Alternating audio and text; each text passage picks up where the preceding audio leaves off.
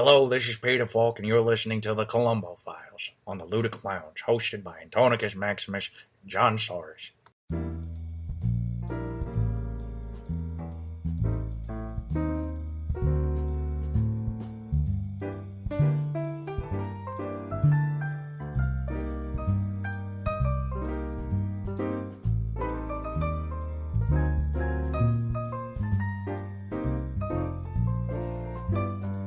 Hello, good listeners, and welcome back to another file, a long-awaited file in the Columbo Files. I am your co-host, John Soares, and with me, as always, is the beloved, the magnificent, the stupendous, the gluteus to the Maximus, Antonicus, Gluteus Maximus the Fourth. Give a wicked hi there to the people at home, Anthony. A wicked hi there to the people at home, Anthony. John. Yes, Anthony. We have had our listeners in stitches awaiting tonight's episode. You mean a stitch in crime? A what? I see what you did there. Folks, we are getting into the 1973 classic, A Stitch in Crime, one of the most well-regarded episodes in the Columbo Oeuvre. If I said that word correctly, it's been a while. I don't know how to talk. Yeah, I'll take it. We have quite the cast, a couple returning people, and some fun information that I learned. I hope you're going to be excited with me because we're going to learn some things too. We're going to open with an icon. Let's be real. That's who this individual is. Our murderer this week, Dr. Barry Mayfield, who I don't remember if his first name was ever said in the show, but Dr. Mayfield, I should say, played by the man himself, Leonard Nimoy. Oh, John. Leonard Nimoy, sir. Started all the way back, 1950s era, roughly. And he just did a lot of work before getting his big break on a certain science fiction TV show. He did, and indeed, it almost goes without saying, Star Trek is the thing that made his career. But Anthony, did you know he was born in Boston, Massachusetts? To a couple of Ukrainian Jews. I did not know that. Yeah, and apparently he had a thick Boston accent. Hey, Jim, this transport is wicked retarded. Hey, Dr. McCoy, you're being wicked illogical over there. What, are you stupid or something? Hey, Jim, I asked you a question. What time the Red Sox playing?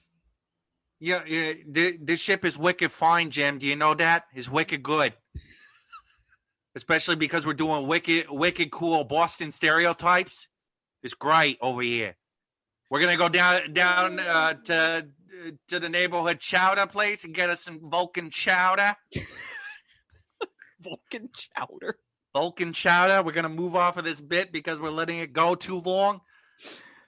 Loyal listeners listening at home, our fine gentle folk, if you're from the Boston area, please send us an email at the email address that our beloved Peter Falk will tell us at the end of this episode, tell you at the end of this episode. Let us know how our accent was, if it's pretty accurate or not.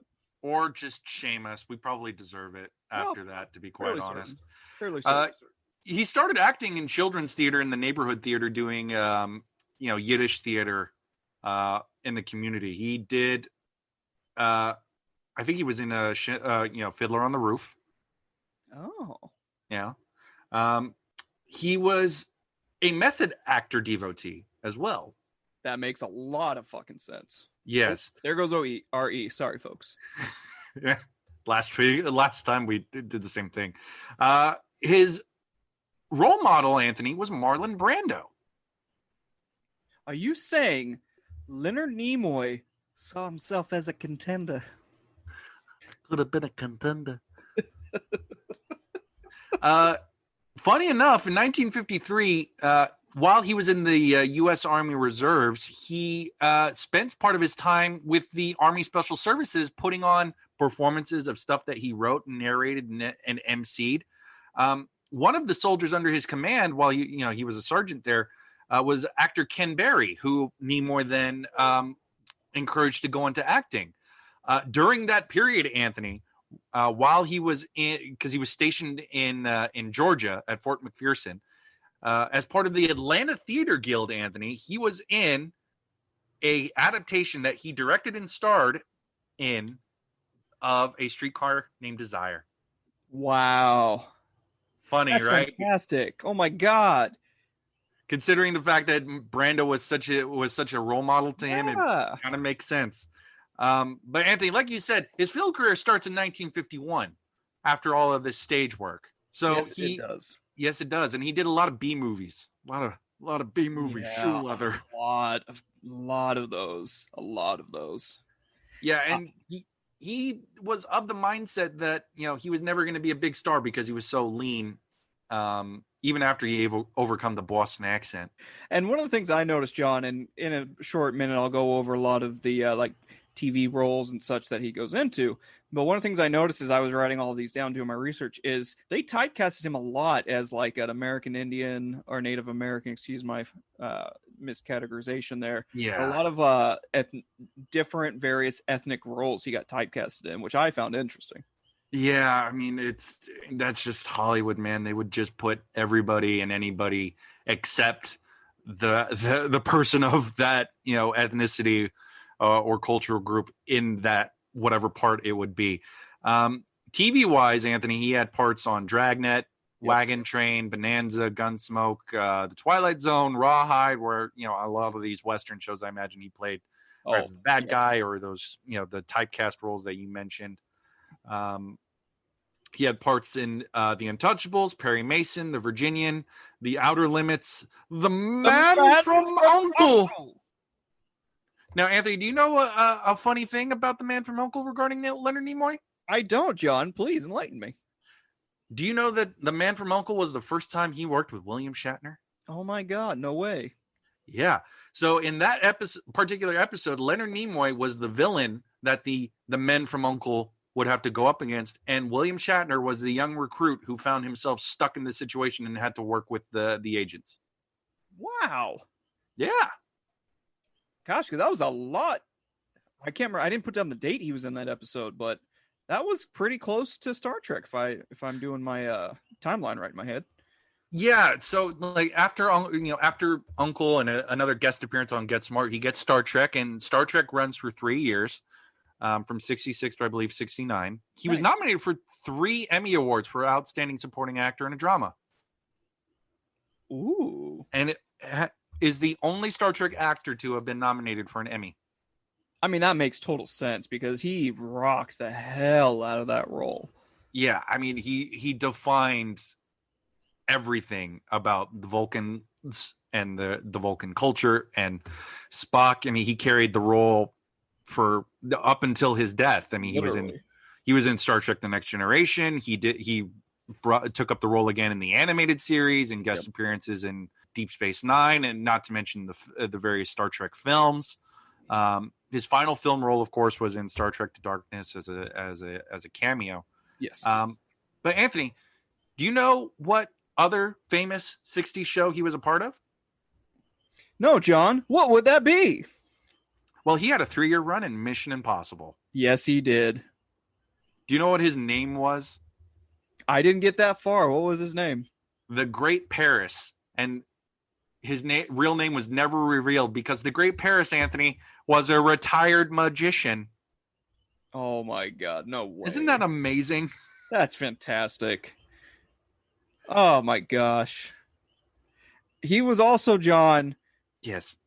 In a TV miniseries in 1983 titled Marco Polo. Yes. Huh. He played character Ashmet. And he also, John, in the 70s, reconnected with longtime Star Trek and buddy of his, I imagine they were friends, and TJ Hooker with William Shatner. Yeah, he also directed an episode. Of course he did. And John, one of the things I really wanted to mention for Leonard Nimoy, Mr. Spock himself, was his role in 1986's Transformers the movie. That's right. He played Galvatron. Do you remember what iconic song was from that movie, John? Well, Anthony, if I recall, You Got the Touch. Da, da, da, da. You got the power. Yeah. Boom. God, that's a great freaking movie. Yes, it is. Other things that he did that were very well known. Do you remember In Search Of, Anthony? John, please remind me because it's tickling something in my memory core. In Search Of was a show that Leonard Nimoy was the narrator and host of from 1976 to 1982, and it was devoted to discussing mysterious phenomena. So it would be like In Search Of Bigfoot and stuff like that, and he would narrate the episode about Bigfoot and tell you stuff about the myth of the Sasquatch and so on and so on. He also had a very substantial part in the TV show of our youth in the early 2000s, Fringe, as Dr. William Bell. Yes, he did. Outside of his TV career, he did have a film career. He was in the 1978 remake of Invasion of the Body Snatchers, Anthony. Heck yes. I wonder if that still holds up. I haven't seen that movie in years. I mean, I realized that meme of Donald Sutherland comes from that movie with that pointing weird face. Oh my God. Yeah, I did not realize that's where that came from. So it's like a complete mind-blowing moment for me. Huh. Beyond the various Star Trek movies and Transformers, the movie that you mentioned, he was also in The Page Master. Oh, yes, he was. God as Dr. Jekyll and Mr. Hyde. Yep. And John, we can't Anthony. forget, he was also in Atlantis, The Lost Empire, as the Atlantean King. Yes, he was. I did not know that. Anthony, this one threw me for a loop because he was also a director and he directed some films in addition to his TV stuff. But the biggest film I think he made was a classic called 3 Men and a Baby. No, get out of here. Leonard Nimoy directed 3 Men and a Baby. Get out of here. I am not kidding you. He directed that. The film starring Tom Selleck, Ted Danson, and Steve Guttenberg, where they have to raise a child. And Anthony is fact-checking me. I am fact-checking the hell out of this right here. Not that I don't trust you, John, but I have to see this for myself. I'm telling you. Well, while Anthony decides to satisfy his curiosity, on the stage, he played Sherlock Holmes. Ooh, did he really? He did. He toured with the Royal Shakespeare Company in 1975 and played Sherlock Holmes. God damn it, John. You were right as rain. Leonard Nimoy directed 3 Men and a Baby. I was absolutely flabbergasted when I saw that. Heck. That it's unbelievable. I would never have put him in that movie together. Jesus. Okay. I'm speechless for the rest of our Leonard Nimoy segment. In addition to his work, he did a lot of voiceover stuff, did a lot of video game stuff. He ultimately was the big bad guy for Kingdom Hearts before his passing, and was replaced by Rutger Hauer. He was also a musician and a photographer. His photography work is very well known. It has been displayed in the R. Mickelson Galleries in Northampton, Massachusetts, and the Massachusetts Museum of Contemporary Art. And unfortunately, a lot of Leonard Nimoy's music was among the material that was destroyed in the 2008 Universal Studios fire. Except for one song that is infamous and will forever live in infamy. Bilbo Baggins. Oh, yeah, I might slice this up and just put a little sample in there and hopefully don't get sued. I mean, hopefully not. But did you know that he did some covers of some songs where he was in character as Spock? Oh, no. He pulled a Shatner? That's right. He did. Because everybody can do what I can do, which is spoken word music. Spock, do some music. Spock, why is this impression getting worse? Spock, stop me. Oh, my God. He did a cover of I Walk the Line. Oh, God. I know. No. The 60s, man, they were just like a nightmare of licensing stuff.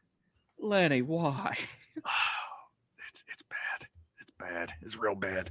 Well, one thing that is not bad, John, overall, was the breadth of career that one Mr. Leonard Nimoy has on his record and will always have in our hearts, because this is the only time we'll talk about him, because this is his only appearance in Columbo. Unfortunately, and honestly, it's a stellar run here. I wish he had done more, but to be honest, if this is all you wanted to do, I don't blame you for it. You went out on top. Do you have anything to add about the great legend, Mr. Nimoy? No, John, I think now it's time to move on to Will Geer tonight as Dr. Edmund Heidemann. Yes, that's right. Did you know that he was a social activist and a musician in addition to being an actor, Anthony? No, I didn't read that particular.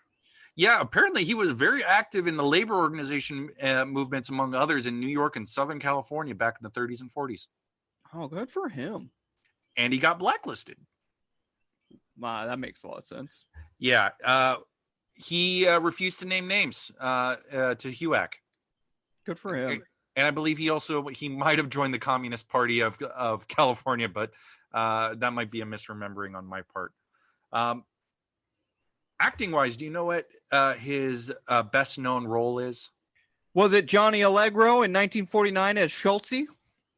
I mean, possibly. I was talking about Grandpa Zebulon Tyler Walton in 1970s TV show The Waltons. Absolutely. But John, as you previously mentioned, he actually started back in 1932. I mentioned already Johnny Allegro. He also starred in the 1950s movie Comanche Territory as Daniel Seeger. He starred in Winchester 73 as Wyatt Earp himself in the year 1950. He also did the TV movie as Giles in 1967 of The Crucible. Oh. Yes. Yeah. Also starred in episodes of I Spy. He did I think it was a TV movie appearance in Of Mice and Men, Mission Impossible episodes, Bandolero, 1968 as Pop Chaney, Gunsmoke, Mayberry, RFD, Hawaii Five-0, of course, Daniel Boone, The Bill Cosby Show. He starred in the 1971 movie Brother John as Doc Thomas, Bonanza, Bewitched, Kung Fu, Starsky and Hutch. You already mentioned the Waltons. And he passed away in the year 1978. Yeah, he had quite a life too. He was, to talk about his activism and stuff. He was a member of the Communist Party of the United States. He was also very close friends with folk singers Burl Ives and Woody Guthrie. Oh my gosh! Yeah, he was also involved in the labor strike of the port of San Francisco. The 1934 West Coast waterfront strike lasted 83 days. Wow. And is considered an organizing triumph despite the violence that occurred, and it became the model for for future union strikes from then on. Now, Anthony, we have a returning guest this week. John, could it possibly be Anne Francis tonight as Sharon Martin? Yes, our victim this week, one of many, because boy, the body count's high this week. Yeah. Anne Francis is returning from the episode Short Fuse opposite Roddy McDowell. And John, let me just, before I hit the highlights for her, this role fits her a heck of a lot better than her Roddy McDowell episode. She definitely has more to do here, and she's treated more like a actual human professional than the arm candy that she was given in Short Fuse, because that's ultimately all she was there for, was to be this love interest cover for Roddy McDowell. Yes, but John, her highlights, and again, to go into her entire breadth of work, please refer back to our episode where we did Short Fuse. But her highlights were Forbidden Planet 1956 as Alteria Morbius, Honey West as the titular character from 65 to 66. Those are her two most, I would say, biggest highlights of her career, at least to me, the layman. Yeah, and fun fact, Anthony, she is one of 9 actors in Columbo to have portrayed the murder victim in one episode and a non-victim in another. Oh. She's in a esteemed club, if you will. Well, good for her. And speaking of clubbing, I don't know how that works. It's bad considering what happens to her this week. Yeah, that was pretty bad. Let's cut that out. Now let's leave it in. Yeah, John, I think you're going to be referring to Jared Martin tonight as Harry Alexander. I mean, I think the clubbing thing works because he's a former drug addict. So maybe I'm just walking myself into a hole. He Forget gets I clubbed exist. in the head when he falls down some stairs. I was thinking more Oons type because he's a former recovering drug addict. So maybe he just likes to party. Yeah, we'll go with that. Cocaine's a hell of a drug. I'm sorry. He started back in 1968, if I can save this particular moment. And he starred in episodes of The Partridge Family, The Bold Ones, The Lawyers. He starred in 1973's Westworld. And by star, I mean he was just technician. Yeah. Everyone has to start somewhere. Yeah. You gotta work. He starred in episodes of The Shaft. Not The Shaft. Wow. He starred in episodes of Shaft, The Rookies from 72 to 75 as various roles on that particular TV show. He starred in The Fantastic Journey, a TV show in 1977 as Varian. Also, John.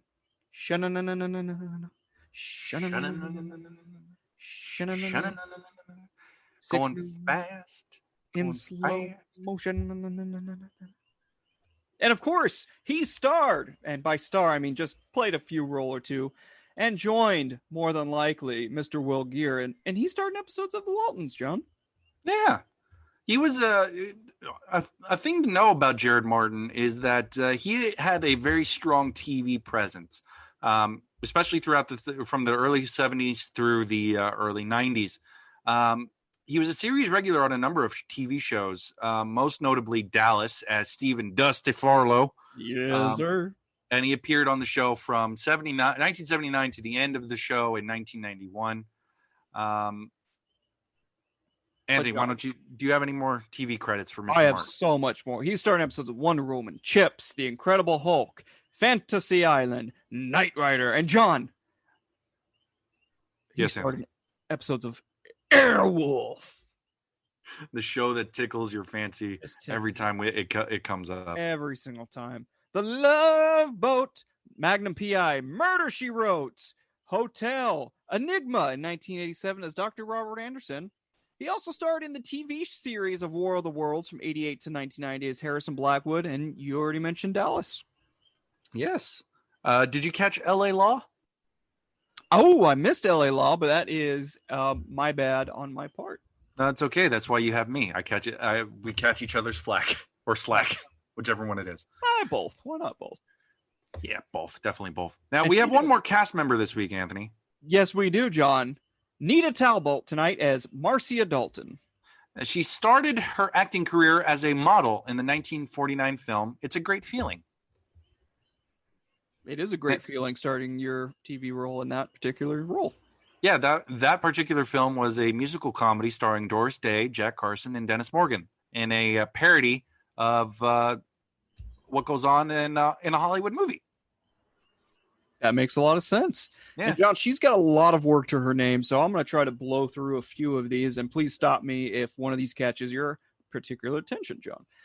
Starred in from 1949 to 54 as in Man Against Crime as Gloria. Starred in the TV series 1956 of Joe and Mabel as Mabel Spooner. Starred in episodes of Climax, Perry Mason, Peter Gunn, The Thin Man as Beatrice Blondie Collins. Johnny Staccato makes a glorious reappearance for us here at the Columbo Files as she starred in episodes of that, as well as Maverick, Bourbon Street Beat, 1959-1960 as Lusty Weather, which is a great name. Yeah. I mean, that was my street name once upon a time in a past life. Starring in episodes of Gunsmoke, Alfred Hitchcock Presents, The Jim Backus Show as Dora Miles in 60-61, The Untouchables, Rawhide, the movie in 1965, Girl Happy as Sunny Days, episodes of The Fugitive, The Virginian, Daniel Boone, FBI, The Cool Ones, movie in 1967 fame as Dee Dee Howitzer, Bonanza, Hey, she starred in The Monkees. John, what else? The Debbie Reynolds Show, because apparently Debbie Reynolds had her own TV show. What? Yeah. Well, I'll be a Hogan's Heroes from 1966 to 71 as Myra. Fun fact, she earned an Emmy nomination for her role in that. That is actually a really fun fact. I'm floored. You're welcome. John. And I'll just say this: there's Jimmy Stewart here, and she also starred in an episode of my show, the Jimmy Stewart Show. That is an excellent Jimmy Stewart, man. You have an Just wait underrated. till it's the first time I did it, don't you know? And wait till I talk about my dog Bo.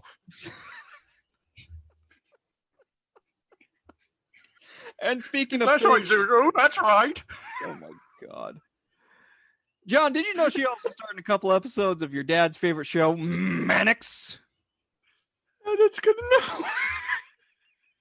Sorry. This Bewitched, John. Here we go again. The Back park on the rails. The Rockford Files, All in the Family, Hawaii Five-0, Charlie's Angels, Super Train, Chips, The Concrete Jungle, General Hospital, Fantasy Island, The Love Boat, Remington Steele, Charles in Charge of Our Lives, and also she starred in The New Adam 12 in 1991, and she did various voices in Spider-Man, the animated series, in 97, including Anastasia Hardy. The mother of Spider-Man love interest, Felicia Hardy, the Black Cat. And speaking of love interests, I love that tonight's score is by Billy Goldenberg, that tonight's episode is directed by Hy Averbeck, and that tonight's episode is written by Cheryl Hendricks. Now, Hy Averbeck is returning from a favorite of us, suitable for framing. So if you want a little bit more on his backstory, you can go back to Suitable for Framing. Hi. Billy. Hi. Hi. That's it. That's all I have to contribute. You threw me off. I know. I mean, I think that's fair for me laughing at myself and my Jimmy Stewart. Dude, you were out of there. I was like, God, I got to save this. Let me just reel it back. Reel it back. Billy Goldenberg has appeared a couple times on this show.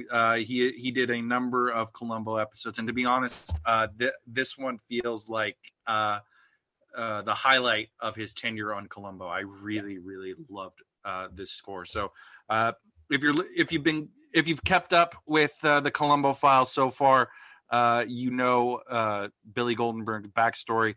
If not, if you're joining us for the first time, why don't you just jump back and go along a little ride with us? We have a nice little back catalog for you, and we're here for you.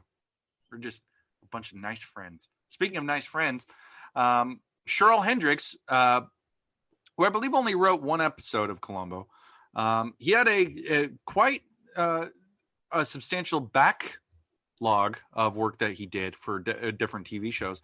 He wrote Anthony's soon-to-be favorite show, Johnny Staccato. Oh, I'm going to watch the hell of that show at some point in my life, I promise.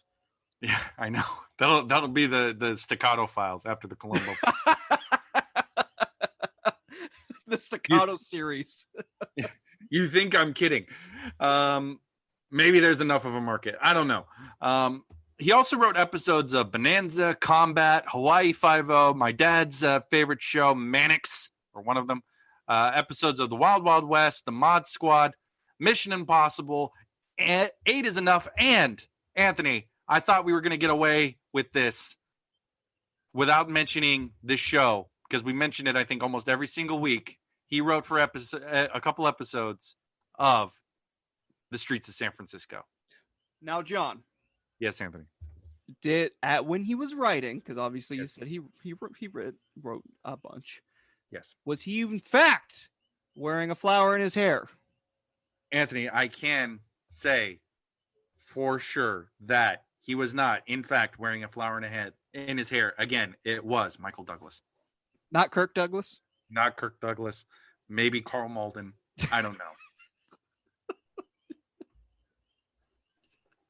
But we're continuing mentioning Streets of San Francisco because I swear to God, it's come up every single week. Yes. And plus, it's the Columbo Files running gag. Yeah.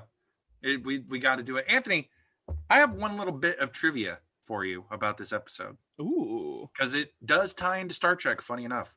Ooh. Now, one of Leonard Nimoy's co-stars is in this episode. Really? Yes. Actor and wife of Gene Roddenberry, Majel Barrett, provided the voice for the hospital announcer of the hospital that Amazing. Yeah, and for you listeners at home, Majel Barrett, in addition to playing the nurse, oh my God, I'm forgetting her name. I know she was a love interest for Spock, but in addition to playing Nurse Chapel, there we go. Chapel, thank you. In addition to playing Nurse Chapel, she was also the voice of almost every single iteration of the computer on Star Trek, I think, up until her death. Yes, she was. In addition to playing various other roles on Star Trek. What a great life. What a great life. I know, right? We have great lives. And speaking of great lives, and unfortunately, great ends, I think it's time, Anthony, to get into Act 1 of this week's episode.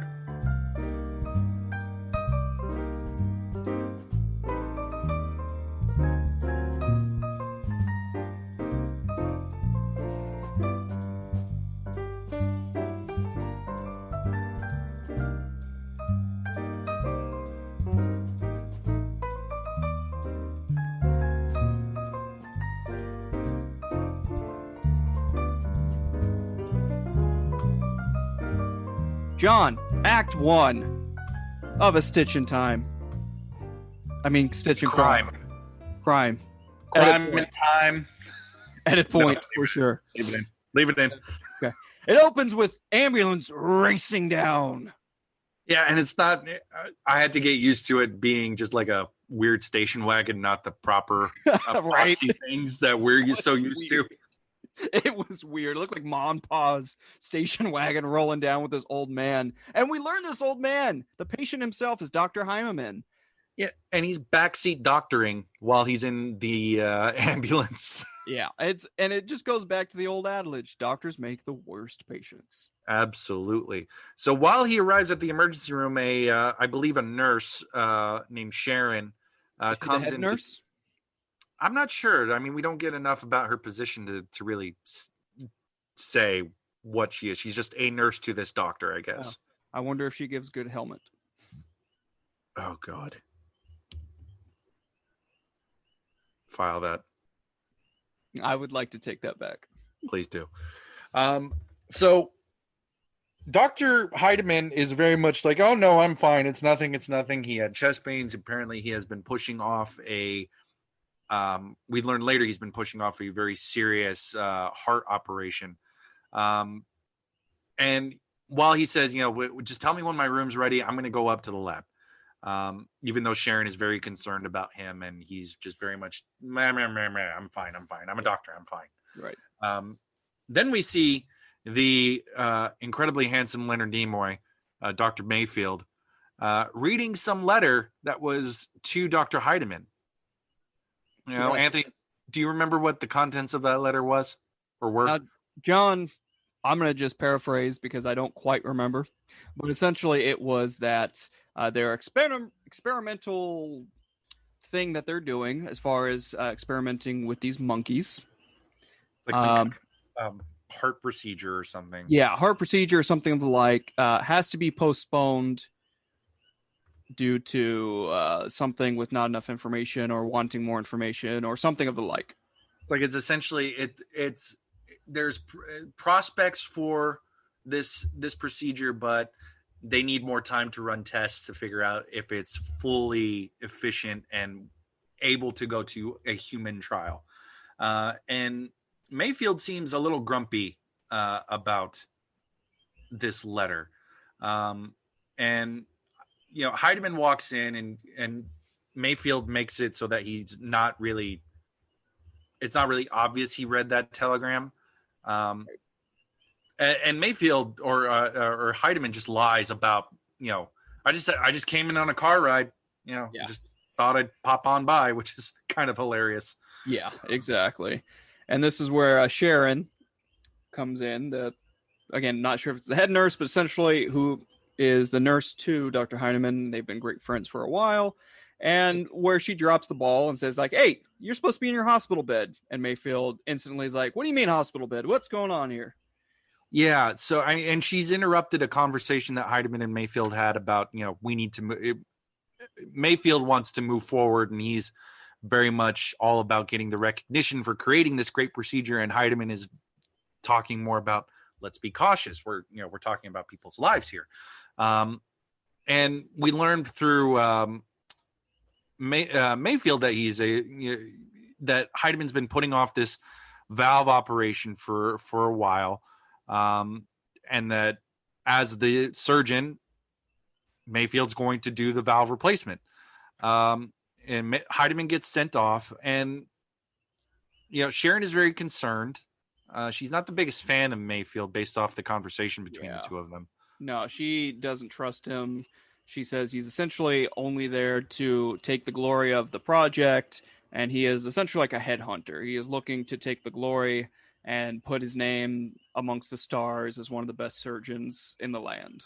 Yeah, it looks like Heidemann did the majority of the work for this procedure, and Mayfield came in halfway. And he also hands Sharon the telegram he was reading, and does the worst job of pretending that it's closed. Yeah. Like legitimately the worst. Yeah, it was pretty bad. Yeah, I have no words for it. It was just pretty bad acting. I just like, maybe it's just a bad prop moment, but it's just like, does nobody question why it's open? And then Sharon just more or less, when she hands it to Heidemann, she more or less says, yeah, I'm pretty sure he read this. Yeah. And Heidemann very much is dismissive of her concerns. Don't you agree? Yeah, and at this point, we find out through exposition through Heidemann that she has always not been the biggest fan of Mayfield. She is just not liking who he is as a person or a doctor or anything like that. And he's telling her, like, look, even though you don't like him, he's a brilliant mind. I need him for this trial, and just suck it up, Buttercup. Like, he's going to stay on. It's very much old man telling young girl who's trying to, be a professional in her respective field, I know more than you. Don't worry about it. Yeah, exactly. That was the vibe I got. Yeah, no, I agree with you, John. I agree. So the operation is about to proceed, and we get very 70s medical acting. And Mayfield is operating while Sharon is observing him like a hawk. And I gotta say, time. Yeah, and I gotta say, I love the music here. This is one of the best moments, at least one of the best initial moments that Goldenberg's score really stands out, because it's really great tension, because you have Sharon watching Mayfield like a hawk, and the music just has this nice, like, there's one example where the music spikes up when Mayfield gets snippy at Sharon because she's so distracted worrying about Mayfield trying to kill Heidemann that she's not doing her job as a nurse. Yeah. So I honestly thought it was great work by Goldenberg. No, Goldenberg did a great job overall in this moment and this episode, in my personal opinion. It turns out the surgery's finished, and it turns out all right, John. Yeah, he sutures the valve up and closes up. And at this point, Mayfield and Sharon have a little conversation post-operation, and about how distracted she was, and she's like, well, maybe I had no reason to doubt. And then she notices something on the floor, Anthony, and yeah, there's very visible concern, and she has some kind of realization, and Mayfield observes all of this while he's scrubbing down, and she's very much just, she's not okay. Something has thrown her off. Yeah, big time. She picks up the suture from the ground, starts comparing it to the suture on the operating table, and just instantly, not panic, I would say, but goes into major concern and just runs out of that operating room. Absolutely. So Sharon goes back to the lab that Heidemann and Mayfield share, and she's trying to figure out the sutures, and at which point Mayfield shows up. And I gotta say, I really loved Anne Francis's body language here. Yeah. She's incredibly stiff and very closed off to Mayfield. She doesn't know what she can reveal to him, but eventually she does say, something is not wrong with these sutures. I know enough about sutures, and I've handled enough that this doesn't feel right for what we just did. Exactly. And she just essentially lays it on thick to him. And again, credit to Leonard Nimoy, just playing it cool, calm and collected. He starts gaslighting her, like big time. Yeah, he starts saying, if you're so worried, go to the police. If you feel like you have enough, just go do it. But before you do that, will you label and catalog these, please? Yeah, before you fall into hysteria, please go label and file these bottles, please. But it's just a huge FU to her, man. Like, holy shit. But I gotta say, he's so damn smooth. Yeah. It's just like, and that, I think that's what honestly makes him stand out so much in the episodes we've gotten so far. And it's just the caliber of actor that Leonard Nimoy is that he's just, embodying an absolute sociopath. Yeah. 100%. Absolutely. 100%. And so from here, we see Sharon making a call, and she's writing some things down on a piece of paper there, and then she leaves for the day and starts walking to a parked car. Yeah, so she writes down something called Mac, and she has an appointment at 8 a.m. And we see her, like you said, Anthony, she goes to the parking garage where her car is. And the music here, again, is just phenomenal. It is a good build-up. It is eerie. I have in my notes, it feels like equal parts music from Legend of Zelda and John Carpenter music. That is so accurate. I mean, that's the best way I can describe it, and I love it for it. So Mayfield shows up behind her and brains her in the head with a tire iron. Yeah. And he simulates a mugging. Man. Yeah, just ridiculous. Yeah, I gotta say, I appreciate just like we don't see, like, I think more modern shows probably like maybe in the 80s or 90s would have done this, but I appreciate that they don't show the point of contact. Yeah, that they kind of leave that to the mind's eye, and you just see the keys and her purse drop. Yeah, so I really like that. I mean, like in a CSI, you would have probably seen like the whole damn thing or something like that. Yeah, but exactly. I appreciate the kind of the restraint here. No, 100%, 100%. So he brains her. He takes the suture out, like you said. He takes her keys, and then what happens next, John? Well, we cut to the morning in the parking garage, and the police are moving the body, and there's a big hubbub. A lot of civilians trying to do their looky-loos and figure out what's going on. And a very sleepy Columbo shows up. Oh, he looks like hell. Poor guy. He looks like hell. He sounds like hell. Apparently, Mrs. Columbo has some kind of stomach flu or something like that, so he hasn't slept very well. And he just pulls out a hard-boiled egg and starts cracking it on the crime scene, John. Like, ridiculous. He's just like, look, guys, it was a rough night.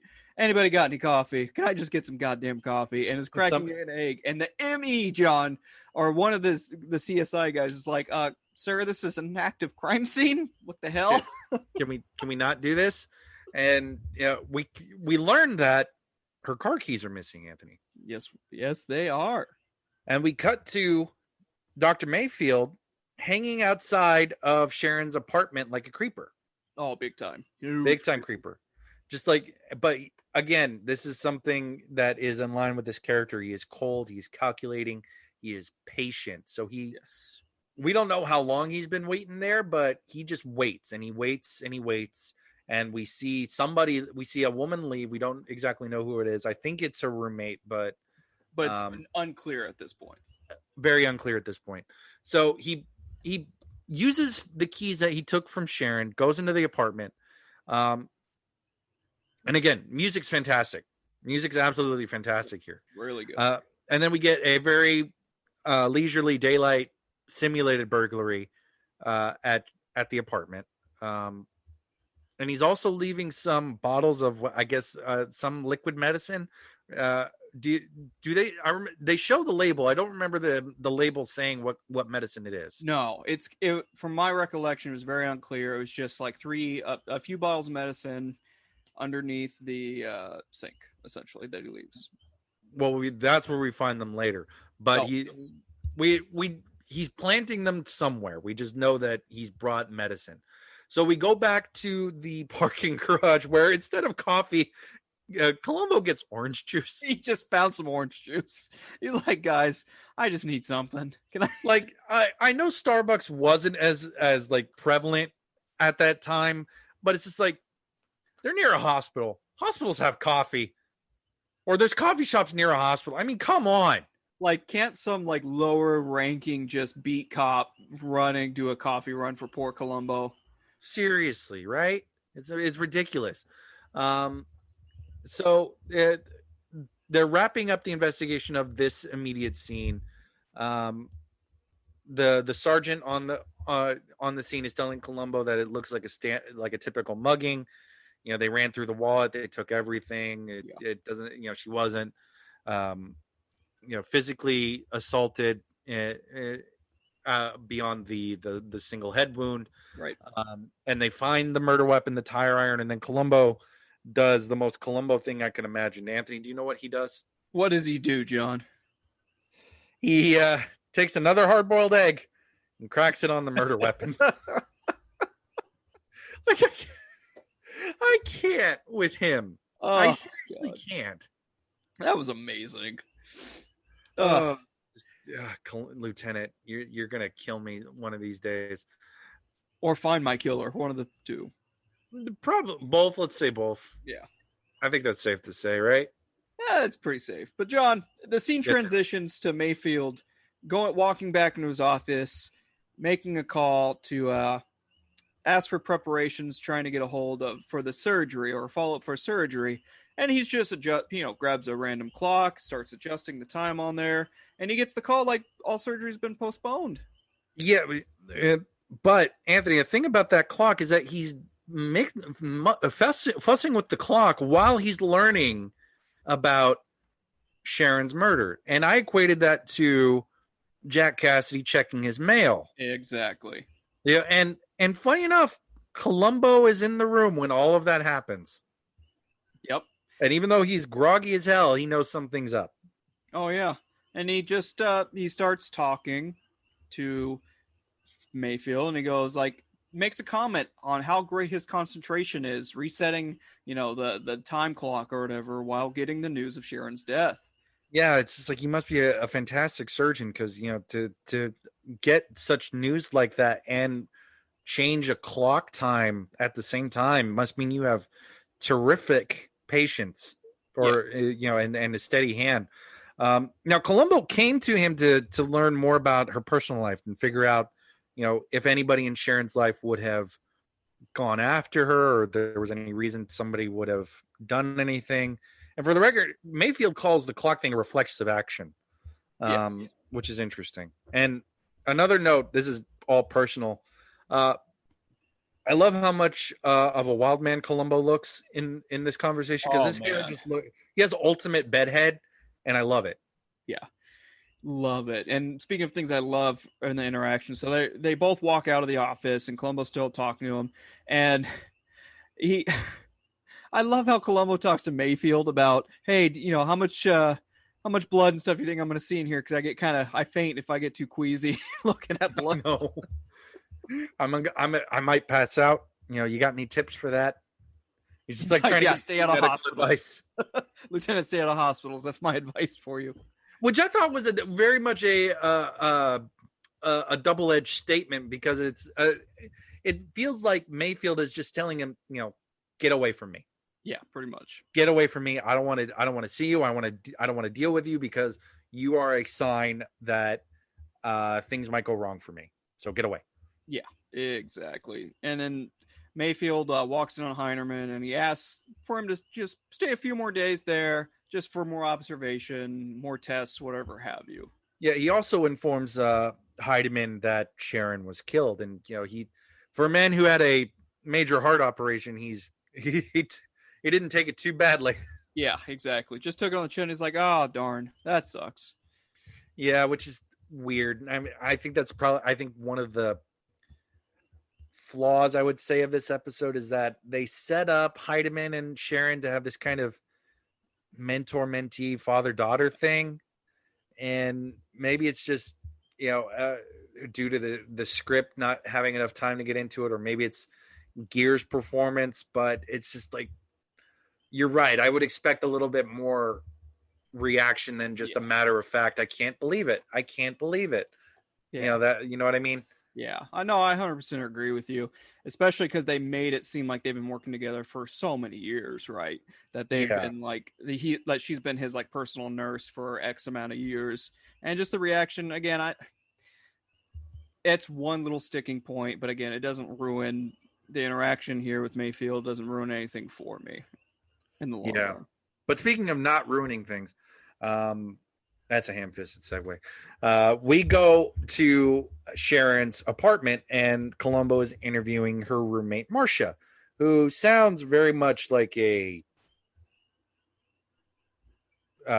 spiritual type person. I have a better phrase for it, but she just doesn't. She sounds like she just like guilts herself for not working in a public hospital and just doing plastic surgery stuff in Beverly Hills. Oh, Marcia.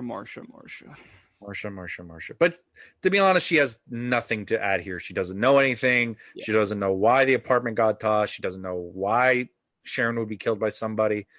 And while she and Columbo are conversing, the police officers make a discovery and find these medicine bottles under the sink, Anthony. And that's when we find out that these medicine bottles were morphine. Ain't that it's something? So Columbo, preserving the evidence, has the bottles printed for, fingerprinted. And it turns out they're clean of prints, Anthony. Ain't that a thing? Yeah, kind of weird, huh? Kind of weird. It's very weird. And I think we'll get into that more as we get out of Act 1 and into Act 2.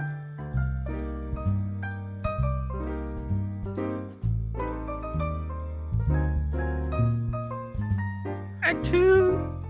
John, I really like the opening to Act 2 here. I love the scene opening up to the party at Mayfield's place, but we get the directing reminded me a lot of Spielberg's directing, because we just get the shot panning downhill, seeing Columbo's car driving up this hill and making his way to the party. And I don't know what it was, but I just love the hell out of it. Yeah, it's super 70s, party stuff, but it's just like this real world stuff that always makes Columbo look better. And that's the thing that I appreciated from Murder by the Book, and whenever the show does put the actors in something that's not obviously a house set, because I think like the hospital is clearly a set. There's no way around that. Yeah. And places like Investigator Brimmer's office and Death Lends a Hand, that's probably a set too. Yeah. But it's the real world nature of that I think hit home for you and for me.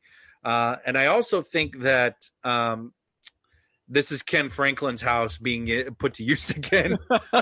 Probably. I'm like 90% sure. I have no confirmation of that. That's just like based off of seeing that house twice now, and maybe one more time. But also, Nimoy could get it. Oh yeah, because he walks by somebody's like, "Hi, Lucille." Yeah.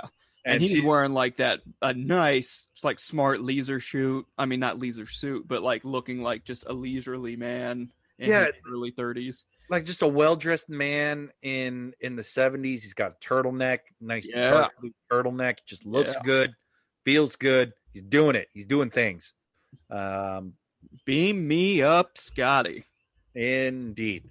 Speaking of beam up, Columbo is beaming himself some food. And getting into those hors d'oeuvres, and I just love that he asks the hors d'oeuvre the waitress, it's like, do you have anything with just plain cheese? It's just like, that's just a perfect Columboism, to be perfectly honest. Ooh, Columboism. Did we coin a term? I think I just did. Love it.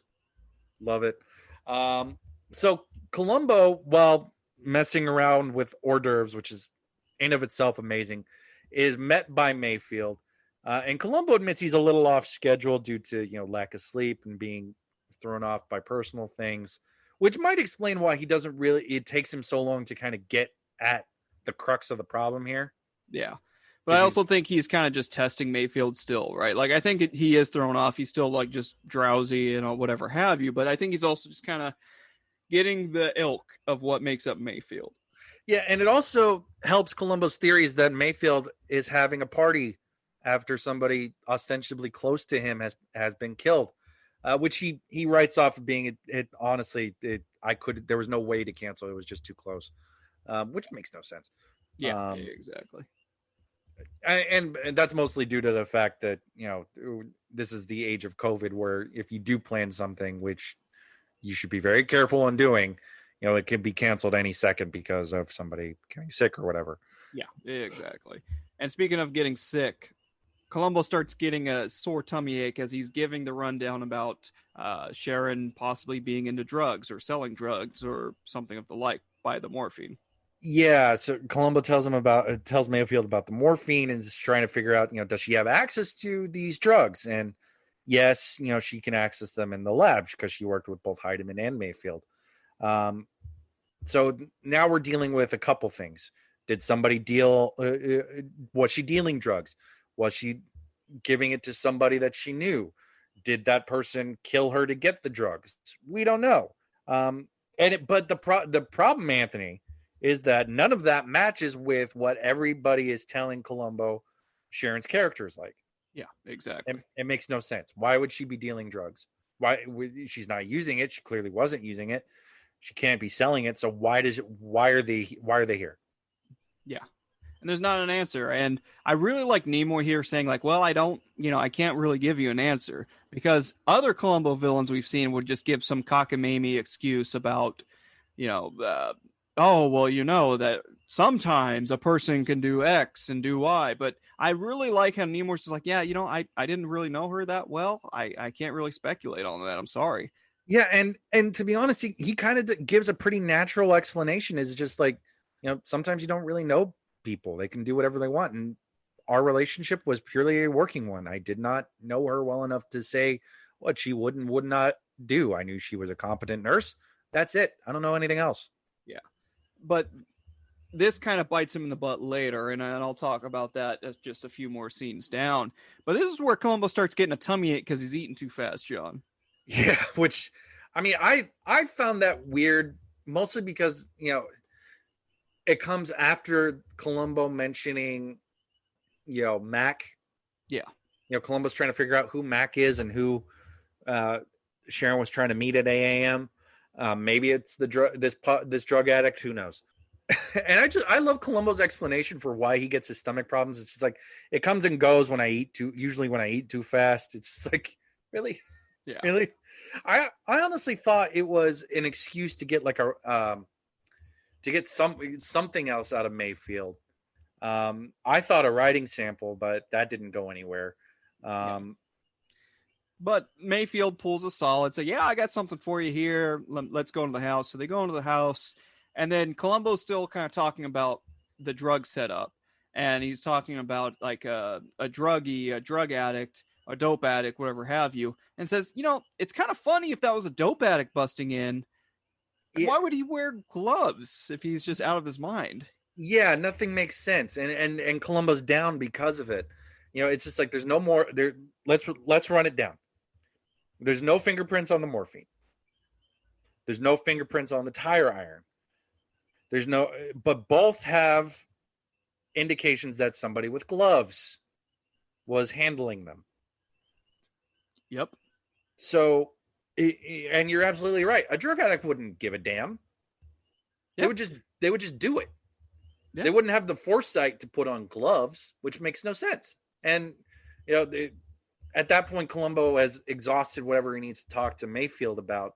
But yep. Mayfield makes a phone call, Anthony. But before Mayfield says sorry, he can't help Columbo with a mindset of a drug addict.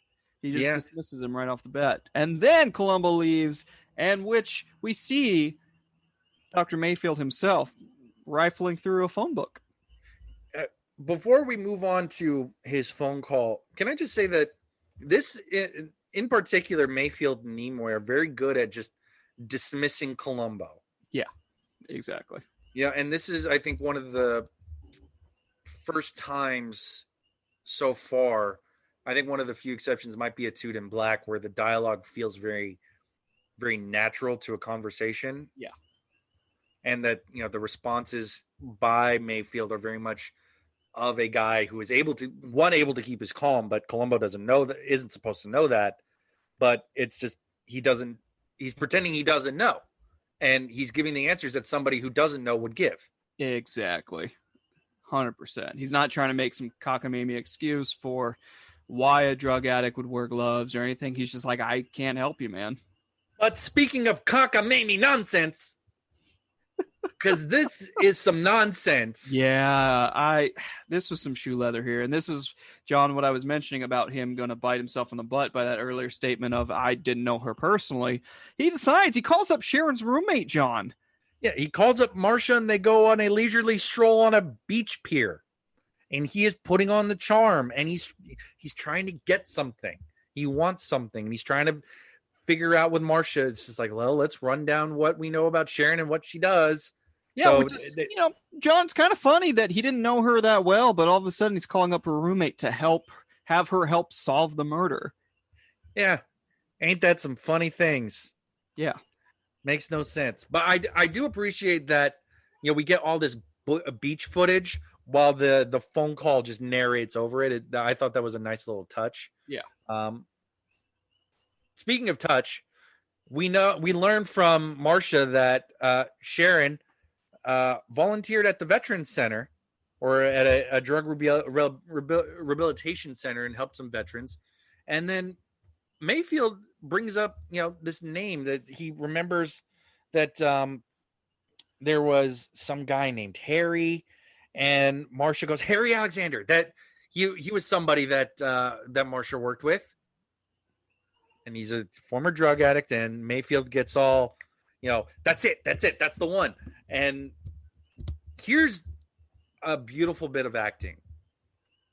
Because the moment Mayfield gets what he wants out of Marcia, and she's all like, well, what are we going to do now? And she's all very flirty. He is instantly cold. Yep. The charm is off. And he's like, well, what comes next is I take you home. Yeah. And she goes, oh.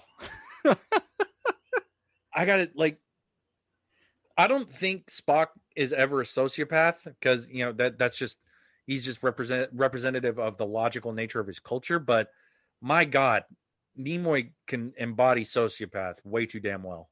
Yeah, exactly. And I love that, just like you said, that the demeanor just changes instantly from warm and like, yeah, Harry, oh my God, yeah, let's solve this murder, to no, I'm done with you. I'm dismissing you. And it's just the beauty of Nimoy's craft there is just phenomenal because you could feel the air just get sucked out. Oh, yeah. And he drives her home, John, drops her off, and Columbo just happens to be standing there watching this whole encounter. Yeah, it looks like he was waiting for Marcia, so he gets to see all of this happen. And he's a little concerned, but beyond that, his allergies seem to be bothering him. And then he gets a home remedy that works in a way I just don't understand. Yeah, I didn't really get it. I think it's funny. It is, and I think it's just there for comedic purposes, but also just kind of like padding time. Yeah, maybe, yeah. It's just I appreciate these like small moments with Columbo where they're a little bit more, human, but it's just like this is like comedy shoe leather, and it's just like I don't know. Yeah, but what we do get out of this interaction, John, is that she comes out and tells him about a Harry Alexander. And Columbo gets intrigued and asks how he found out and why she didn't mention it when he was there in the first place. Yeah, and he does. Columbo mentions something very interesting, and I want to get your opinion on it. He starts talking about just like what does a personal life mean? Just like every time I ask people, it's just like what is there anything in this individual's personal life that would. And it could be reason for them to be murdered. And everybody always asks him, well, what do you mean by personal life? And it's funny that Marcia didn't ask him what he meant. she just immediately jumped to, Harry Alexander. That's got to be the guy. Yep. That's got to be something. And Columbo reasonably asks, well, why is it something? And it's only something because she came up with it with Dr. Mayfield. Yep. And ain't that something? Yeah, but I mean, what's clever about it to me is that, she's so convinced that it was something that she came up with and not the other way around, which is, you and I and our listeners know that Mayfield is just trying to pull information to plant in her mind. Yeah. So he can't outright tell her, because then it's suspicious on him that he knew all these answers. Right. Yeah. And that leads us to, we're not going to meet Harry Alexander quite yet, but we're back at the hospital, Anthony. And Dr. Heidemann is a cranky goober. Yeah. He wants his research. He's tired of just resting. He wants to be useful. And the nurse is trying to give him medicine, and he's still backseat doctoring, again proving the old adage and your point, Anthony, that doctors make for the worst patients. Absolutely. And so Columbo walks in there, meets with him, and goes into that she was very upset after the surgery, and tries to ponder with Dr. Heinemann, because he's known her for so long, why would she be so upset after the surgery was done? Well, after a successful surgery was done, that is. Actually, Anthony, that's somewhat incorrect, because that's information we learn later. Oh. So the issue here is that Columbo at this time knows that at some point around the operation that she's upset. So that means in this stage, what our explanation is that during the operation, she's upset. We don't know exactly what, but considering that she has a close relationship with Dr. Heidemann, and Dr. Heidemann himself says this, we could, without the knowledge of that we know, since we're the audience, you could just assume that it's just worry for this father figure that she has. Right. But that's all we get, because Mayfield shows up and starts swinging his big doctor dick around. Yeah. Pretty much kicks him right the hell out of that room. And then, now it's time to talk about Harry Alexander, which, Columbo thanks Mayfield for, working with Marcia about that, which I thought was just it felt damning, because it's Mayfield acknowledging, oh yeah, I'm pretty close with her roommate, so I'm able to have a conversation with her. Yeah, exactly. It's like, well, dude, you just mentioned the day before that you didn't really butt into her personal life at all. Yeah. So kind of interesting there, Buckaroo. But what's also interesting there, Anthony, is that your favorite thing occurs and that Columbo gets a phone call. Yes, he does. Right over the hospital PA system. Which is kind of amazing. And we learn that this phone call is to tell us that Harry Alexander has been discovered. And we move to, well, I'm guessing is some kind of petting zoo. Yeah, I don't know, man. It was weird. It's like a playground, and then it was a petting zoo, and then it was a park. I didn't know which it was. It was super weird vibe. And I just figured what's her name from Dead Weight worked there too. Pretty much. It was probably the same place. Suzanne Plachette was probably just in the background there, just oh God, Columbo's back. What did I do? Yeah, exactly. Jesus. So Columbo's strolling through there, finds Harry Alexander, and he starts really playing rough with Harry. Yeah, I mean, to be honest, I thought Columbo here was acting a lot like Mayfield. He was very cold, very direct, very straightforward. Yeah, he was just the facts, ma'am. Give it to me. What the hell, you doper? And it was interesting. Yeah, and speaking of facts, we learned that Harry hasn't seen Sharon in 6 months. He has recovered. He is no longer using. He's gotten his life on to some kind of track. He's on the way to, a full-fledged recovery, I guess. Yeah. I will, defer to more qualified people to describe it as such, but he's moving along. His life is going, he's doing things. We learned that he met Sharon while he was in withdrawal therapy. I turned Southern there. And I know that Columbo acts weird here, Anthony, but I got to say, I really enjoyed it. We're so used to kind of seeing that, the affable, like funny uncle of Columbo that, when the straight shooter comes out, it's always fascinating. Yeah. It shows that he has another layer, right? He's not just always the affable oaf. He's also like, when he needs to, he'll be a dick just to get information out of these people that could be sketchy. Absolutely.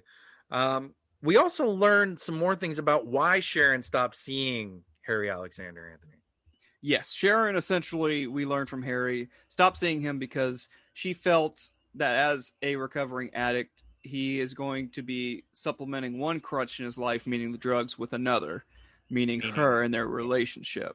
Yeah, which is common with a lot of addicts. And to give a little backstory, a little inside baseball, essentially, when it comes to drug addicts or any sort of addict, a lot of times when they're going through withdrawal and trying to come out the other way, they latch on to any close relationship almost as if it's a drug in most cases, in some cases maybe even, and because they're just looking for something in their life to get them through to the next day or the next hour. So it's very common, for example, people in AA or NA or those to start forming relationships right in there, which a lot of the times is not good for them. So a lot of the tenets of AA or NA, that's Alcohol Anonymous and Narcotics Anonymous, is that you cannot form like any personal relationships with other members, because a lot of times these addicts will latch to one another to try to recover. Yeah, and I gotta say, I loved the performance here by Mr. Jared Martin, because you can really see in his eye that he regrets how things went down, and that he regrets, being the type of person that would cause Sharon to say, I can't do this for your sake, because, all I'm going to be is a thing that is just continuing whatever you're doing, this self-destructive, nature you have to yourself. Yeah, exactly. So I just wanted to note that performance, because, we don't get Mr. Martin in the episode all too much beyond this interrogation, but it's a good bit of very subtle acting, if you're looking for it. Yeah, well said, John. So the scene transitions, and Columbo's back in Mayfield's office, where he's just ruffling through a trash can. That's kind of fantastic, isn't it? Yeah, absolutely. And while he's like ruffling through the trash, he's being like talked at by a janitor. And it, he learns from her that she's upset. She was upset after the operation. Yes. So to bring up your point that you mentioned earlier, when Columbo first had that conversation with Dr. Heidemann, why is she upset after the operation? Yeah. Is she so upset that because it was so successful? It doesn't make sense. Yeah, not at all. Doesn't make sense at all. And we should bring up why he's looking through the trash. He's trying to figure out who Mac is. Yeah, trying to find any sort of breadcrumb of an idea of who this Mac person could be. Yeah, and Columbo and Mayfield, I keep wanting to say Heidemann for some reason. Yeah. Or Mayfeld, or whatever. But yeah, Mayfield is very surprised that Columbo just took Harry at his word, because based on the conversation he had, Columbo doesn't think Harry has anything to do with this. Yeah, and what gets me is that Mayfield, as a doctor, is so very dismissive of the fact that Harry is an addict, and a recovering addict. He's just like, no, he's an addict. He's a liar. Why are you believing him? Yeah, you shouldn't believe these type of people. What are you doing? Very interesting from a doctor who says, I can't tell you the mindset of an addict. Just the day before, essentially. Yeah, that's a great point. That's an absolute great point. So it's just like, sure, you can't trust an addict, but somehow you are suddenly now thinking you can understand an addict when you've said otherwise. It's weird. Yeah, exactly. Now, and Columbo starts theorizing more about the drugs, right? Yeah. It's like, it doesn't make sense. Like, to go back to what he said at the party, nothing about Sharon would indicate she's a drug dealer. No, none at all. So that means somebody planted the drugs. So who has access to the drugs, Anthony? Yep, and that's where he asks, like, "Hey, is this the cabinet where the drugs were in? Who had access?" And Mayfield's like, "Oh yeah, it was me, Heinemann, and who had the key to this, whatever have you, this drug cabinet." And then Mayfield makes like a total 180 out of his character. Well, he just jumps to the belief that Columbo is thinking he planted the bottle, which, I mean, to be fair, is just him calling out the reality of the situation because, well, Sharon didn't do it and kill herself. Yeah. And Heidemann was in no condition to do anything because he had just gotten operated on. Yeah, exactly. So he starts barking at, and this is where he starts to bare his teeth a little bit at Columbo. And Columbo's like, "Oh, I wasn't insinuating anything. I just find that's funny that," and then goes into that he found it was funny Sharon was upset after the surgery and goes into this dialogue with him. And it's essentially spooks. Yeah, I think he gets the better out of Mayfield in this interaction because he really spooked him. I think you're right because I think the cool exterior is a constant facade, but we really see the crack here. Yeah. Because I think Columbo got a lot closer than Mayfield ever thought he would. Yeah. And I think that's what necessitates the need or the decision in Mayfield to go kill Harry. And I wanted to point out something that I noted in the Columbo file. Because, premeditation doesn't need to be a big, long thing. I think what most people tend to think of as a premeditated murder means you've planned it for months and months and months, and now you're finally doing it because the opportunity is just right. Right. Speaking from, what I learned is that, first degree murder, you have to prove specific intent with premeditation and deliberation. So you have to have the defendant, Mayfield here, needed to have meaningfully reflected on the gravity of the act and then decided to do it. So it can be a very brief moment of time.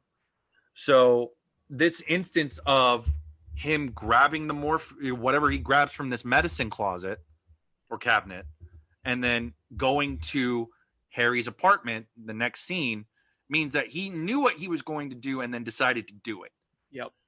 So, if you can prove, if the evidence is there, first degree murder is very, I think, would be very easy to establish here. But I think the problem would be establishing the connection between Harry Alexander and Dr. Mayfield, and that becomes Sharon. But then you have to link the three together. Yeah. Oh, well put. Way to throw your big lawyer dick down, John. It just bugged me because it's just like, the Columbo file called it's not a premeditated murder, and I disagree wholeheartedly. I think it's very much, we're getting the perspective of just being the audience, and especially in this format of how Columbo is done, we see everything. Right. So assuming that you can prove that the murder was done by Mayfield, that he was the one that put in the drugs that put Harry into that state, then you have a pretty solid case for first degree murder. Yeah. But it's the problem of putting Mayfield in that location, being the one who did inject the drugs. And that's a whole nother conversation, and the episode doesn't really give us that. But I just wanted to point it out because it just felt like it was just wrong information. Yeah, no, that's totally fair. And we're kind of talking around the issue on the bigger issue regarding what you just mentioned, John. But essentially what ends up happening is that Mayfield grabs some drugs, breaks into Harry's apartment, waits for Harry to come home, and Harry drops by. He chloroforms him, then shoots him up with morphine. Yeah, and also lock your windows, folks. Yeah, because that's how he gets in. He just slides the window and unlocks the door and walks in and waits. Like I get people way back when would feel so comfortable with their neighbors in the area that they would not lock doors or lock windows. But I mean, come on. Yeah. It's like, ugh, it's frustrating to me, but that's just me. So, also I feel like this is a scene where he could have been like, this is like a audition reel for Leonard Nimoy as Hannibal Lecter. Yeah. That's just me. But then again, I default to Hannibal because I love that show, and those books. But that's besides the point. So Mayfield injects him, like you said, Anthony, and then Harry is tripping balls. Yeah, this is a weird psychedelic, shoe leathery, just kind of a. It's weird. Yeah. And essentially he's getting up and he's dazed, and to make a very long psychedelic trip story short, he falls down the stairs and dies. Yeah, it looks like essentially he concusses himself to death and has a serious head injury as he fell down the stairs due to a Snapchat filter. Yeah, that's a great way to put it. Yeah, that's the only way I can see it. But, speaking of how I see it, Anthony, I think I see that this is the end of Act 2, and we can bring this on home as we begin our discussion of Act 3.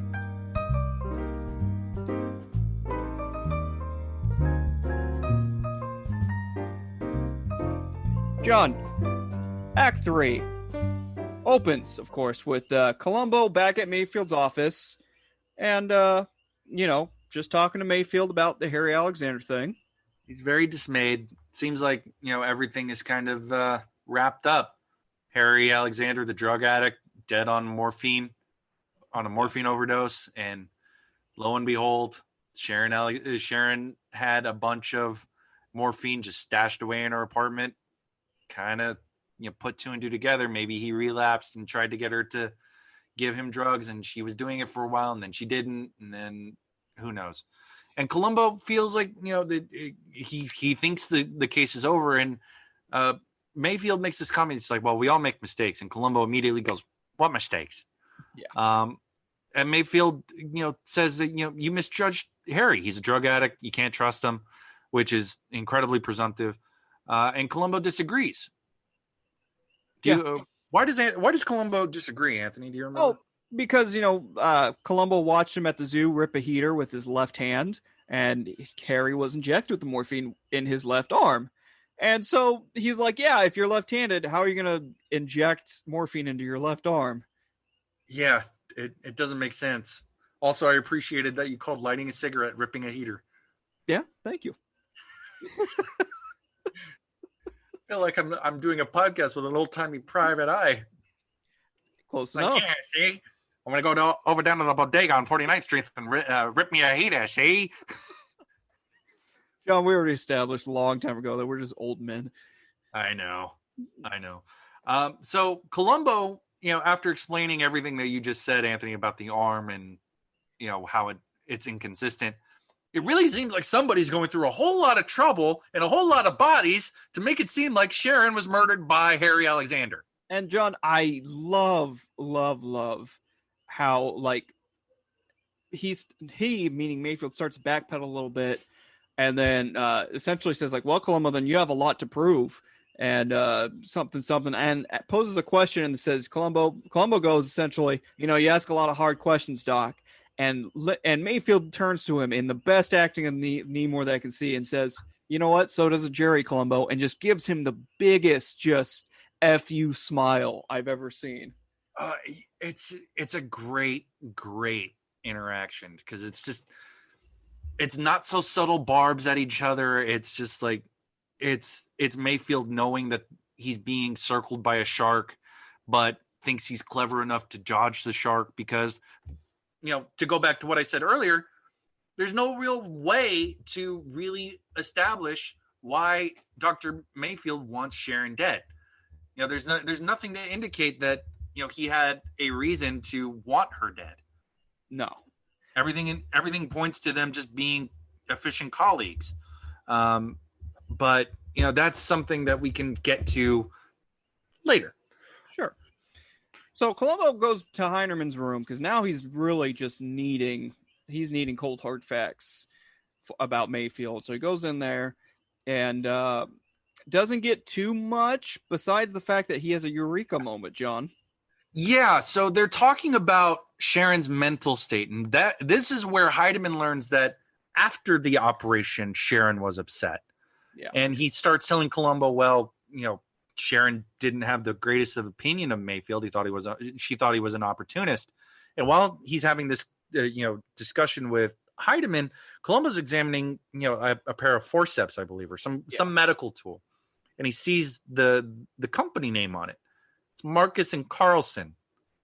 Yep. Marcus and Carlson Medical Supply Company, MAC. Yep. And the biggest, of course moment. And to be honest, I really liked this one because it felt natural. It was just purely accidental. He's just fumbling around, trying to do something with his hands. And he's like, wait a minute. Oh, I got it. Yeah. And then proceeds to just immediately jump at the opportunity to use the hospital room phone, calls up the company, finds out that Sharon did, in fact, have an appointment at 8 a.m. on the next day, or the day after she, was unfortunately murdered. But they couldn't say why and why she was insistent that she needed to see a chemist. And that's a good question, because then Columbo goes to the medical supply room and is talking to, one of the hospital employees there.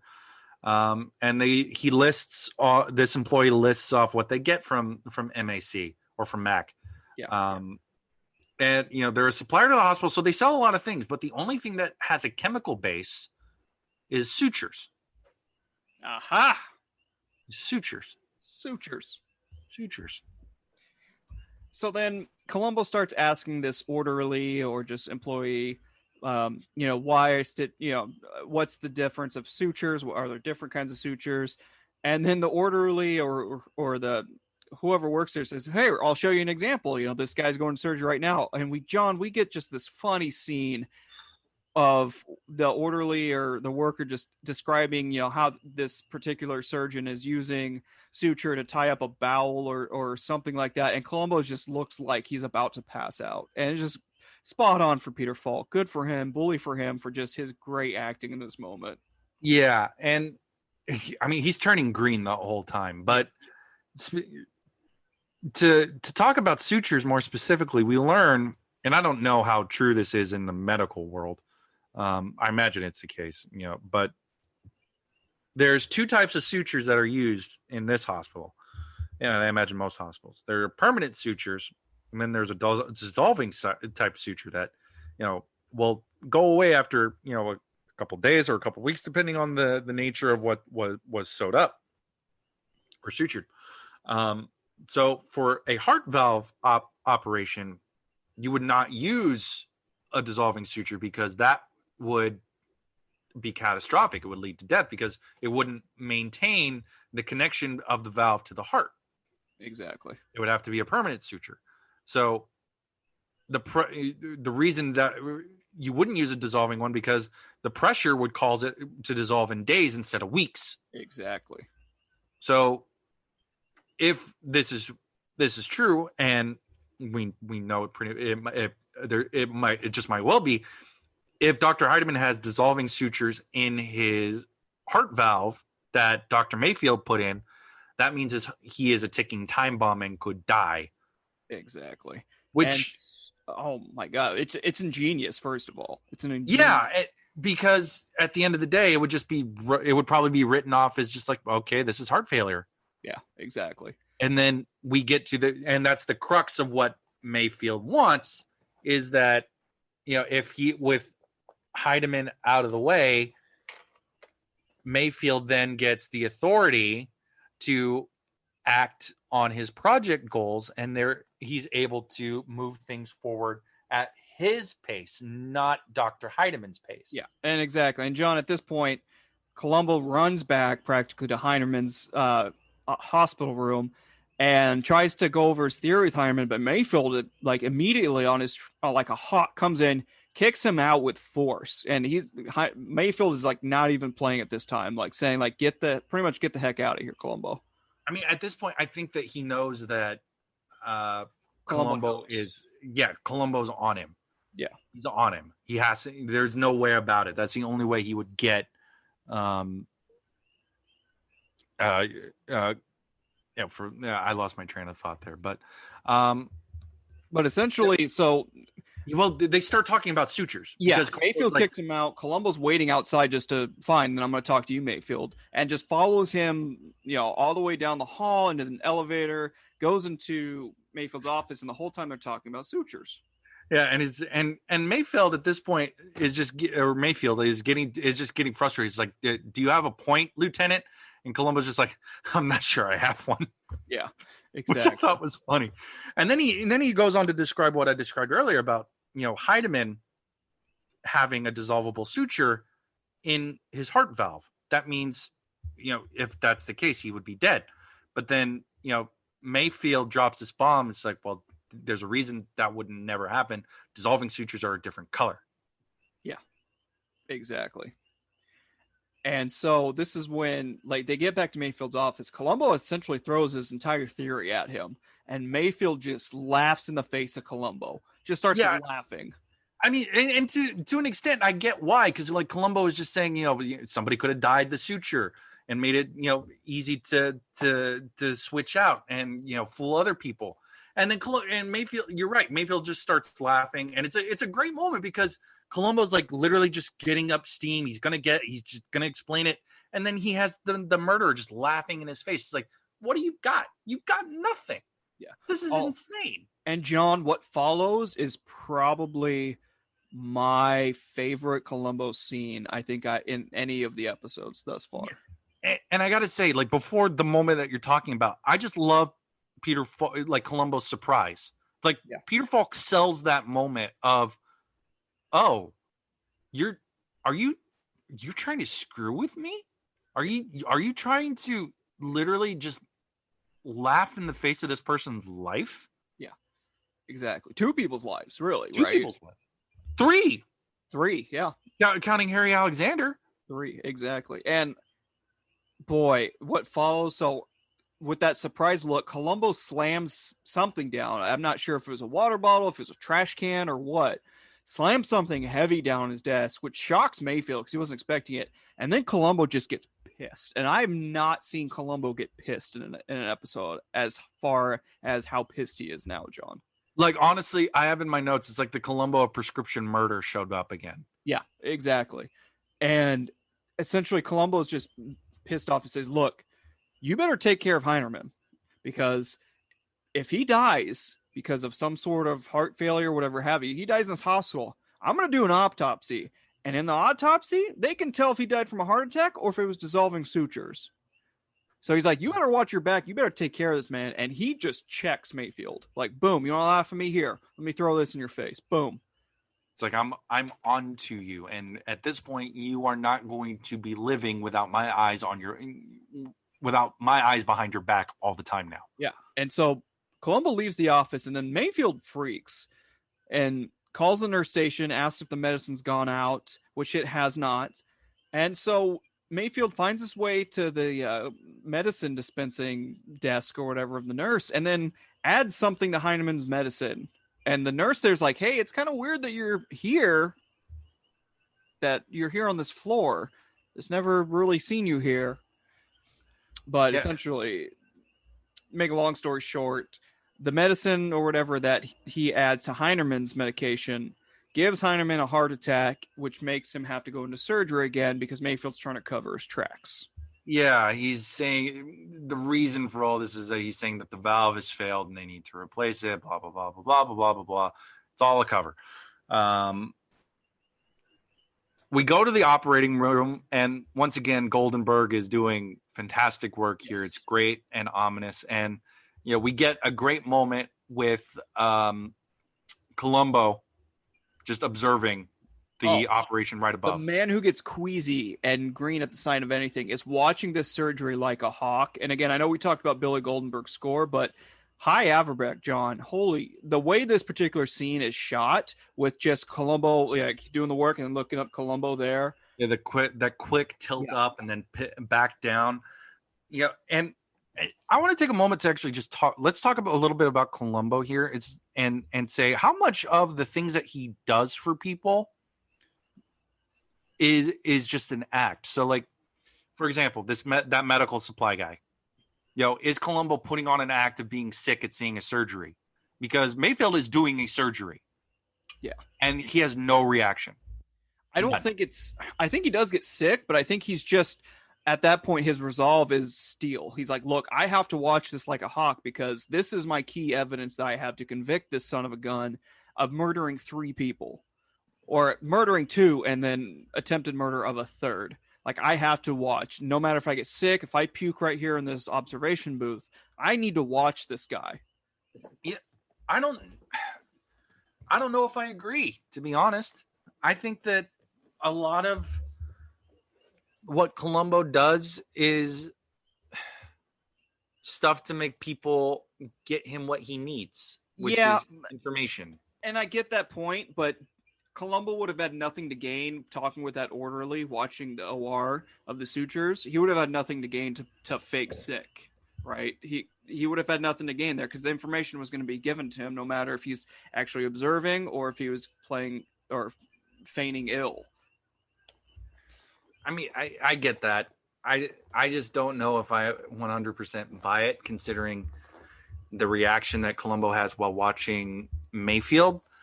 But and it could also be that it's just the adrenaline of the moment, and he's like, I need this is it. This is the time. This is where I've got him.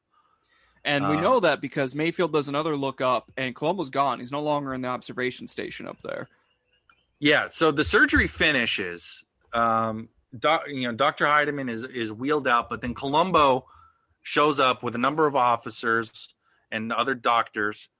He has a search warrant. He's a man on a mission. The affable lieutenant is not here. This is a man on a mission. Yeah. And he's like, look, I know this is highly unorthodox. I understand that. But look, we have to search every inch of this hospital room. And they do. They go on and they do. Yeah. But what else happens, Anthony, is that Mayfield loses his cool. Oh, yeah. He is pissed. He runs in and bull rushes Columbo, pushes him even. And then instantly goes back to being calm, like right after. He's like, okay, fine, whatever. Do what you got to do. Do what you got to do. And, he's just standing there while the police are doing their search.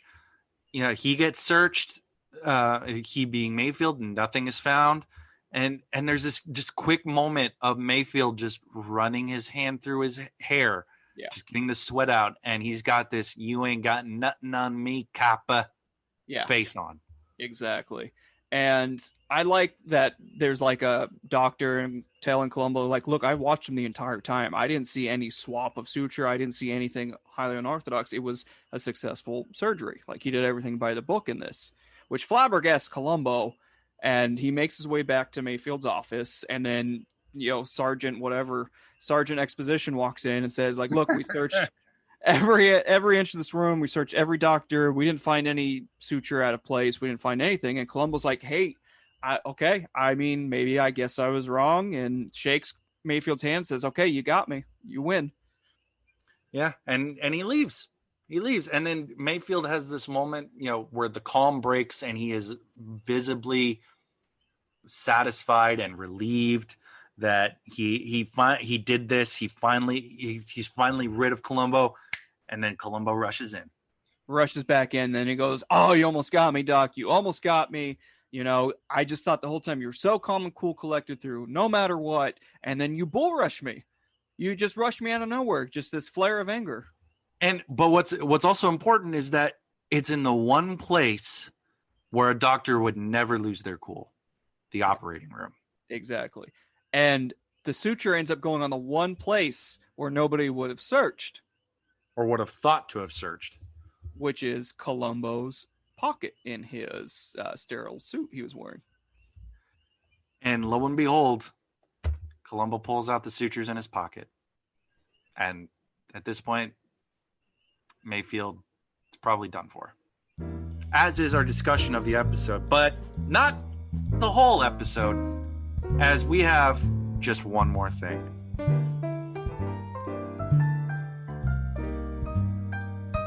Excuse me, just one more thing. My final thoughts for tonight's episode, as we always do for every Columbo episode for the Columbo Files. I love this ending. I love that Columbo thought he let a murderer on the street, let a murderer go, until that last second ditch effort of, no, you planted on me, you son of a bitch. Yeah, it's the ultimate moment in an episode where we have very great, but also very subtle, dueling moments between Columbo and our murderer. Yeah. And it's just this.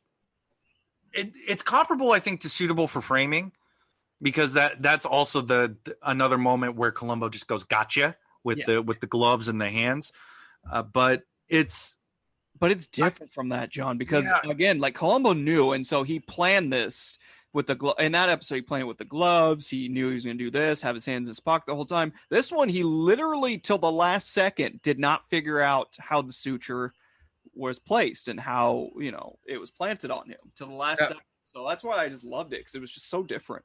I agree, and I think that's why this episode stands out, is because it is it is very much a different kind of investigation that we see Columbo dealing with. I mean, for the most part, everything we've done so far has been Columbo knows pretty early on. I mean, he always knows early on. It's just a matter of, can he nail them when he needs to? Yeah. And at this point, it's more of he got really close to letting this guy walk. Oh, super close. Super close. But I mean, at the end of the day, he was able to figure out, just because he was clever enough to think a little bit outside the box. Now, I think, go ahead, Anthony. I was going to say, I have a couple more points for my final thoughts, John, but one of the things I wanted to mention was that I love the scene where Columbo blows up. And again, just that pure anger of, he is mocking me, he's laughing in my face. I'm not going to let a murderer of potentially 3 people at this point just laugh in my face. Yeah, I agree. It's an interesting character study in that moment, because then we're trying to, if we can create a through line between the Columbo we first meet in Prescription Murder to now, we're talking about a police detective in 68 versus 73, and it's just like it's hard to say sometimes that they're the same man. Yeah, to be perfectly honest. But then we get moments like this where the plaster cracks, I guess. Yeah, exactly. Where it's no longer the calm, cool, and collected, affable Columbo. It's the Prescription Murder. I'm going to yell at you, and I'm going to scream at you and break you down. Yeah, and I personally, I appreciate that moment where Columbo just lets that guard down and lets the true brunt of his emotions out. Yeah. It's like so often it feels like it's too much of a masquerade, and there are some episodes where it's very, very much just Columbo's just playing the part of Lieutenant Columbo. It doesn't feel like a real person. Right. 100%. And this one, he felt like a real person with real emotions and real everything. And it was just great. And that you kind of set me up for my final thoughts, my one more things. I think that the human element of this is honestly brought home by our actors this week. I mean, I will say that Will Geer is a little bit of the weak spot for me. Sure. And I think that's the script lets him and Francis down a little bit in that respect, because I think that, like we said at the top of the episode, or at least in Act 1, that there needed to have been a little bit more for me in the mentor-mentee thing between Dr. Heidemann and Sharon, and I needed more from him, reacting badly to essentially losing a daughter, yeah, or at least a very close coworker. I felt like that was seriously missing, and I think that the episode's a little bit lower in quality because of that. I think if you had that, it would have been a much more impactful episode. But to be honest, Anne Francis is given something much more substantial here. She's great. She's really great. Yeah, even the minimal time we get her in this, because she's the murder victim, she goes pretty quick. That's just how it goes. But the physical acting she does, and just she genuinely is a person who cares. You feel like she's a person who cares. That works in spades, and enough can't be said about Leonard Nimoy. And that's just the quality of work he brought. Yeah, to the job he did. 100%. I mean, Anne Francis, the little time she was in, she really made every minute count for her. But Leonard Nimoy, man, like, he could chew the scenery when it needed to be chewed. He could just be the cold sociopath when he needed to play it. Like, just the range he showed in this episode alone, like, kudos to him, man. Like, I want to see him, and I wanted to see him in many more Columbo episodes, but also on the same hand, he did such a great job here that he's leaving it on top, right? Yeah. There's no room for him to be a lesser Leonard Nimoy in later episodes. Agreed. I mean, there's so many things that he's cycling through every time we see him on screen, and it's just, honestly, it's a masterclass of performance as far as I concerned. But I know I talked about Jared Martin a little bit. Same thing. He brought a very, very subtle humanity to Harry Alexander, and it's honestly, Columbo File called it the most tragic murder of the show, and at least in what we've gone through so far in the first, almost 2 seasons, since we're closing in on the end of season 2. It honestly is, because it sounds like he was just a guy trying to get his life back together, and he had his mistakes and his regrets, and I felt like you could get that through Jared Martin's performance, and it's such a shame that he died the way he did, because he ultimately did not deserve to be treated just as a stepping stone for a doctor to get his career higher. Yeah. Well, one thing and one person that does deserve some praise is a loyal listener of the show who just found our show by the name of Pat or Patrick and reached out to us via email. Just jumped into the show, just got into episode 1, and so far they're very much enjoying it.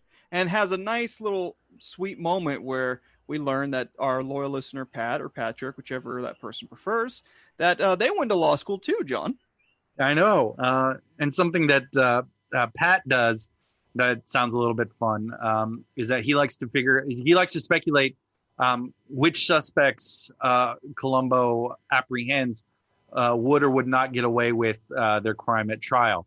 For example, he said that he thinks in both the pilots to Columbo, Prescription Murder and Ransom for a Dead Man, the evidence closes the book on that. It's pretty open and shut there, because Prescription Murder, you got an accomplice who's testifying. Yeah. And Ransom for a Dead Man, you got the money. Yeah. You got the money there. But then he also goes on to say, like, something like Lady in Waiting or Etude in Black, in his opinion, or A Crucial Game, which I believe we've gotten to. Yeah. Yeah. Yep. That was the football one. Yeah. Thank you. A good lawyer would have gotten them off. I absolutely agree with A Crucial Game. Yes. Because, and that's just the nature of that episode. That episode's a little bit flawed, even though it has a fantastic performance by Robert Culp. But it's just like we're missing a lot of stuff there. I disagree with Etude in Black, because I think you could probably argue the nuances there. But I mean, I'm not a criminal trial lawyer, so I'm not gonna. And I'm not even I still have to pass the bar. But Patrick, we appreciate you making this message choices. We always appreciate our fans reaching out. Absolutely. We appreciate it so much. And again, at the end of this episode, you can reach out to us either through our email or Twitter handles. And we just want to say we thank you so much. We appreciate every single loyal listener, whether it's your first time with us shifting through these Columbo Files, or whether you've been with us since episode 1, since Prescription Murder. We love you. We thank you. And we're going to end this episode, of course, as only one man can. And that man is my friend, my podcast brother from another mother. John, lead us out. Thank you, citizen. Hello. I haven't made an appearance yet, so I decided I will do the exit this time. I have been TV's Batman, Adam West. And on behalf of John Swords, co-host of this podcast, and his best friend, his podcast brother, his hetero life mate, Antonicus Gluteus Maximus IV, we would just like to say, thank you, citizen. Thank you very much.